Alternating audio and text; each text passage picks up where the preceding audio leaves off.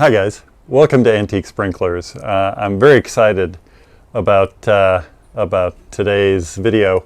Originally, for those of you who watch every week, I had planned a different video for today, but I did just get my hands on this guy here, and I couldn't wait to show it to everybody. So what I have here is a fairly old Rainbird 65 1-inch part circle impact sprinkler.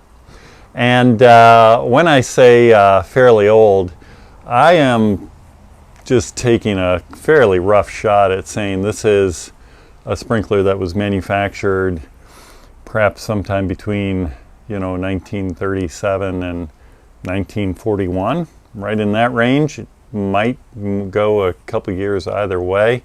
Probably if it varies further into the 40s, but there's a couple of reasons I say that. So Orton Engelhardt, everybody knows, is the guy who invented the horizontal impact sprinkler, and I'll put up his original patent there that was granted in 1935, filed in 1933. And then just a few years later, in 1937, he filed another patent for what he called the automatic reversing sprinkler. And you can see from the diagram that he included in the filing that is essentially what you see before you here, is that exact thing, that exact mechanism. And a little later in this introduction, I'll give you a better view of the sprinkler itself and the various mechanisms. And I've got some still photos I can show you. I'll go ahead and throw those up now for the heck of it. But when we get into detailing the parts of it, I'll flip the camera around and give you a better view on video. So anyhow, in 1941 the patent was granted, and I have a guy who works for Rainbird Ag was nice enough to take a picture of a 1941 catalog for me, and I'll put that picture up as well now, showing you what the sprinkler looked like then. One thing that has been added in the 1941 version that doesn't exist on this guy is it says number 40 on the case surrounding the trip mechanism, so the springs are in there for tripping. And this guy doesn't have it.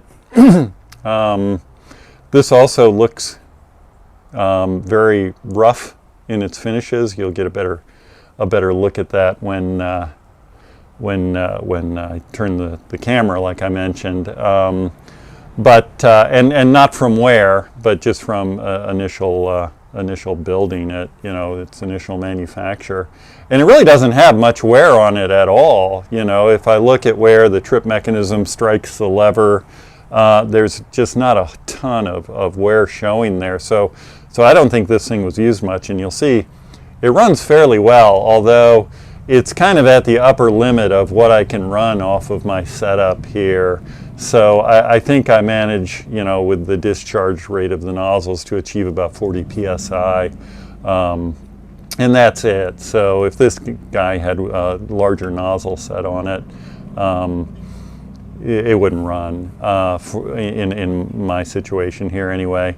And I'll go ahead, and that 41 catalog I think had some performance data in it, so I'll show that as well here. So let me flip the camera around and give you a better view of this old beauty. So here's another view of this guy, and you can see it has the 1-inch male threads on it.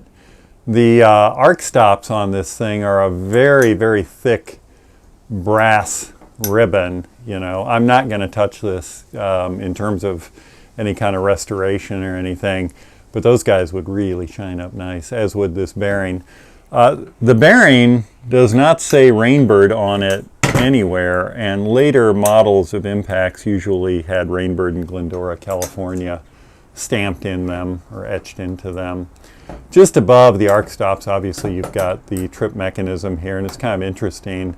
It sits in front of the sprinkler rather than behind, and then is connected to the mechanism itself by this piston here, or by that post, I should say. Then you've got the inner nozzle, and the inner nozzle has a built-in breakup in it, and then you've got the range nozzle there. The mechanism sits inside here. I am not taking that screw off ever. I will definitely strip it. And there's springs in there, and basically when it trips, what happens is this, and let me trip it with the lever. There we go.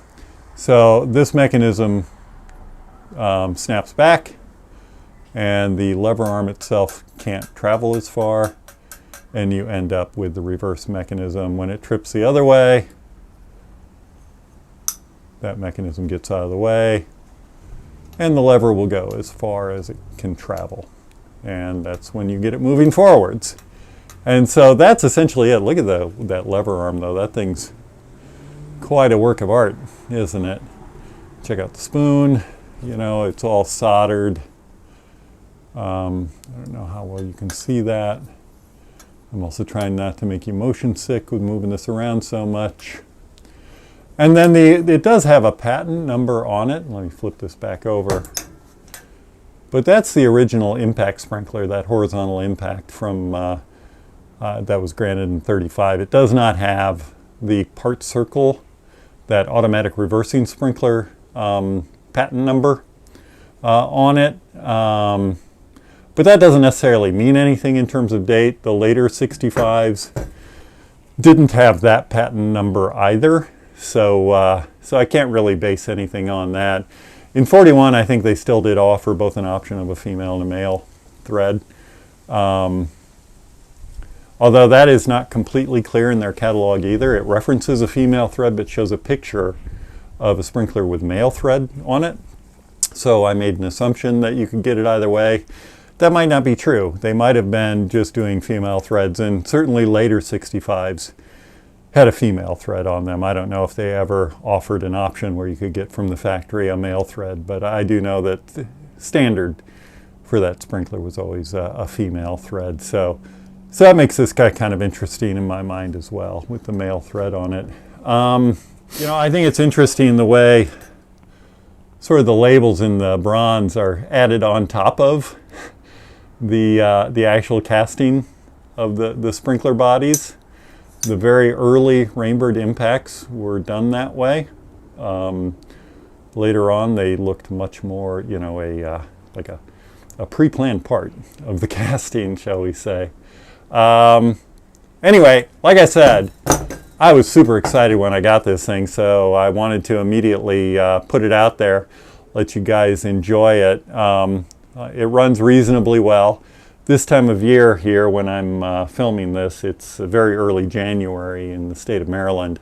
The light isn't great. We have a lot of cloudy days, but I do think you can see how it works and get the full flavor of it anyhow. It'll probably get included in other videos in the future about the history of Rainbird, maybe the history of impacts or impacts of the 1930s and 1940s, maybe, who knows. We'll come up with a bunch different, cook up different ideas to come up with what hopefully you'll think is interesting content, not comment.